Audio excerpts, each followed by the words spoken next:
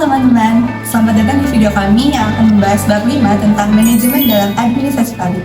Di bab ini kami akan membahas bagaimana manajemen membantu pemerintah dalam mencapai tujuan dan memberikan layanan publik yang efektif.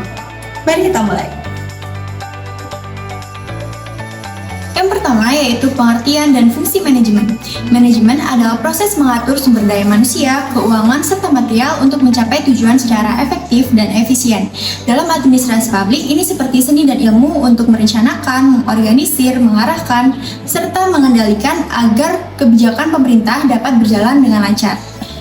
Para ahli seperti John Terry dan Henry Fayol menyatakan bahwa manajemen mempunyai 4 fungsi utama.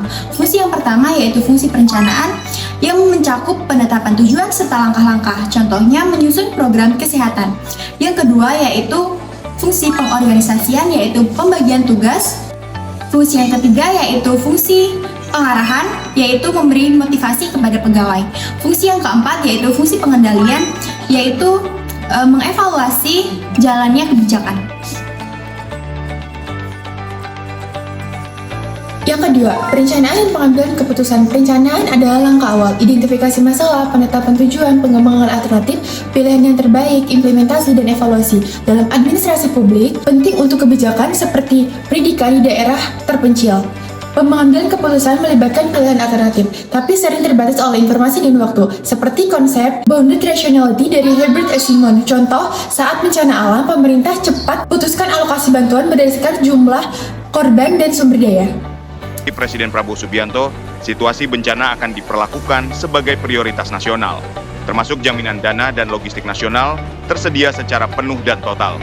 Seluruh kementerian, lembaga termasuk TNI Polri diperintahkan untuk ekstra responsif dan memastikan fokus pada penyelamatan korban, penyaluran bantuan dan pemulihan berbagai fasilitas dan layanan vital pasca bencana. Yang ketiga yaitu pengorganisasian dan pengendalian. Pengorganisasian yaitu cara mengatur sumber daya agar terkoordinasi, termasuk struktur hierarki dan posisional. Contohnya, Kementerian Pendidikan di Indonesia yang punya direktorat untuk pendidikan dasar dan tinggi. Pengendalian memantau kinerja, meliputi tetapkan standar, ukur, bandingkan, dan ambil tindakan korektif. Contohnya, Badan Pemeriksa Keuangan (BPK) audit anggaran untuk mencegah penyalahgunaan dana publik. Yang keempat yaitu manajemen kinerja. Manajemen kinerja pastikan tujuan tercapai lewat pengukuran dan evaluasi. Kemudian dalam manajemen kinerja mempunyai komponen seperti tetapkan tujuan dan KPI, ukur kinerja, evaluasi, beri umpan balik, dan penghargaan. Kemudian dalam manajemen kinerja juga mempunyai manfaat seperti efisiensi, akuntabilitas, dan transparansi. Dalam manajemen kinerja juga mempunyai tantangan, indikator yang salah, resistensi pegawai, dan keterbatasan sumber daya. Dalam manajemen kinerja juga mempunyai contoh sistem akuntabilitas kinerja instansi pemerintahan atau disebut SAKIP di Indonesia, ukur kinerja kementerian seperti penurunan angka kematian bayi di Kemenkes.